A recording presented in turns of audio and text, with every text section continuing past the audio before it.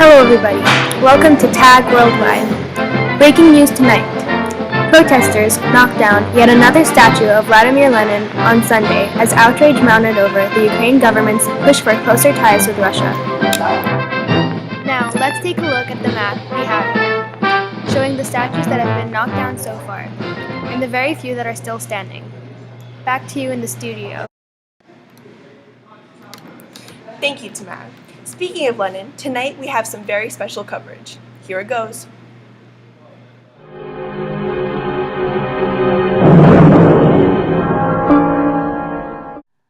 Lenin was born April 22, 1870 in Simbirsk, Russia, which was later renamed Ulyanovsk in his honor. His birth name is Vladimir Ilyich Ulyanov, and he later ended up changing it to Vladimir Lenin. Historians believe it may have been a reference to the Lena River in Siberia. Others believe it may have been used to confuse the authorities when they were after him.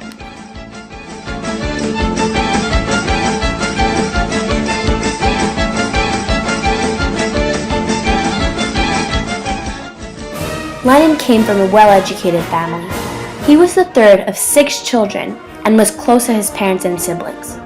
Lenin went on to finish first in his high school class, showing a particular gift for Latin and Greek. A tragic situation came in 1887 when Lenin's older brother, Alexander, a university student at the time, was arrested and executed for being a part of a group planning to assassinate Emperor Alexander III. With his father already dead, Lenin now became the man of the family. Alexander's involvement in oppositional politics was not an isolated incident in Lenin's family. In fact, all of Lenin's siblings would take part to some degree in revolutionary activities.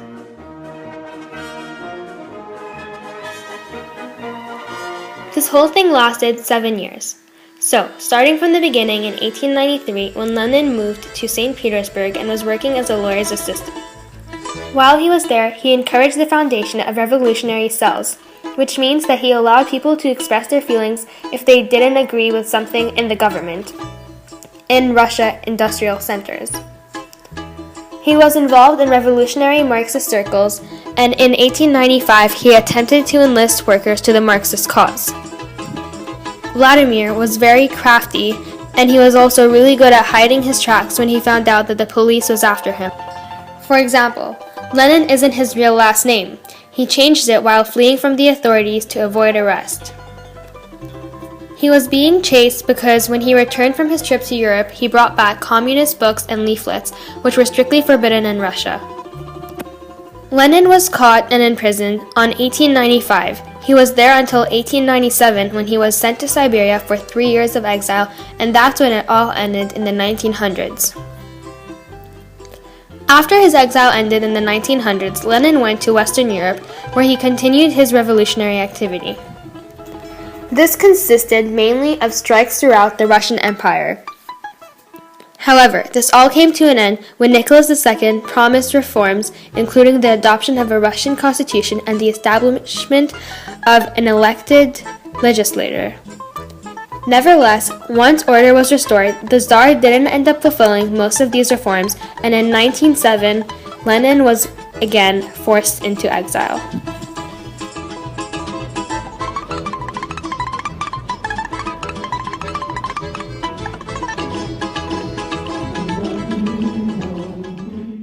On April 16, 1917, Vladimir Lenin returned to Petrograd after a decade of exile. He greatly opposed World War I, which began in 1914. For Russia, World War I was a disaster. Russia had more debts than any other nation in the world. Meanwhile, the economy was disrupted by the war, and in March 1917, riots and strikes broke out in Petrograd over the lack of food.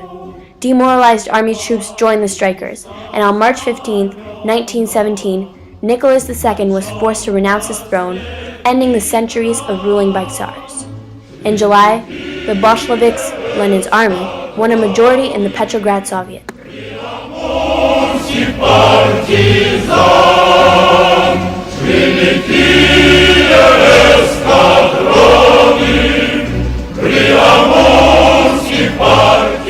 Lenin became the virtual dictator of the world's first Marxist state. His government made peace with Germany, nationalized industry, and gave out land, but beginning in 1918, they had to fight a civil war against the Tsar's army.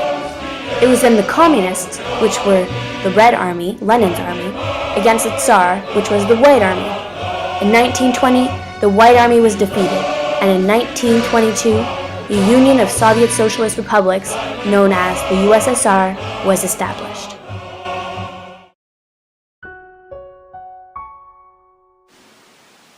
Before his death, Vladimir had a series of strokes caused by fatigue and headaches, which inflicted consequences like not being able to speak for weeks and having severely hampered motion on his right side. His third stroke is the one that caused his death. Russian scientist Ivan Pavlov reported that Lenin died of neurosyphilis, which was the cause of his strokes. Neurosyphilis is a medical condition caused by the spread of syphilis, a treatable STD, to the spinal cord and brain. People grieving from the Communist Party Central Committee, the Moscow Party Organization, the trade unions, and the Soviets began to assemble at his house. The next day, the body left his house in a red coffin, and 3 days after his death, Petrograd was renamed Leningrad in his honor.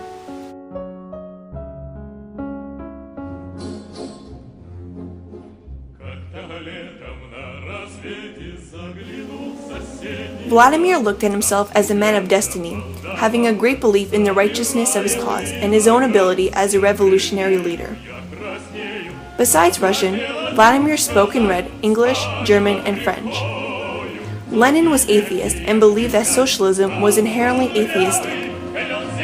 After meeting with him, the philosopher Bertrand Russell said that Vladimir was a very friendly man and simple. Also, one of Vladimir's friends described him as a stocky and ordinary person, being too ordinary and not giving the impression and appearance of a leader. Lenin was secretly critical about Russia by saying that it is one of the most beneficial and shamefully backward of the Asian countries. Lenin was the kind of man who would ignore people's opinions that were not the same as his, and rarely admit to his errors. Service stated that Vladimir had a virtual lust for violence, but he did not want to involve himself in killing.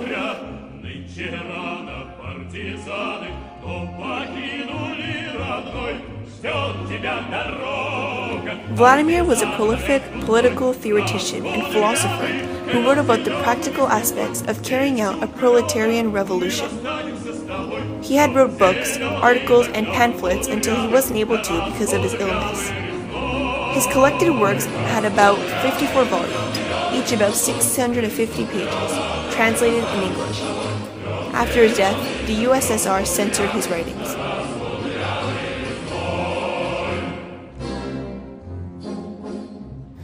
When Lenin came back to Russia, he made sure that the people of the town lived in fear.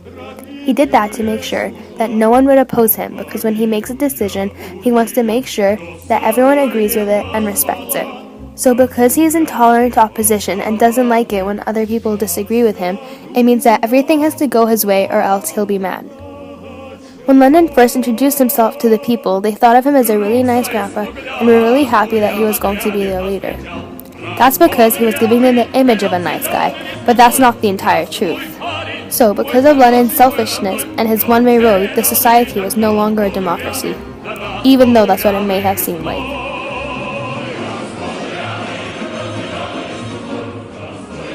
Democracy is indispensable to socialism. A lie told often enough becomes the truth. One man with a gun can control 100 without one. Any cook should be able to run the country. Vladimir Lenin overthrew Russian Tsar Nicholas II and founded the Soviet Union, forever changing the course of Russian politics. But was he a hero who toppled an oppressive tyranny, or a villain who replaced it with another?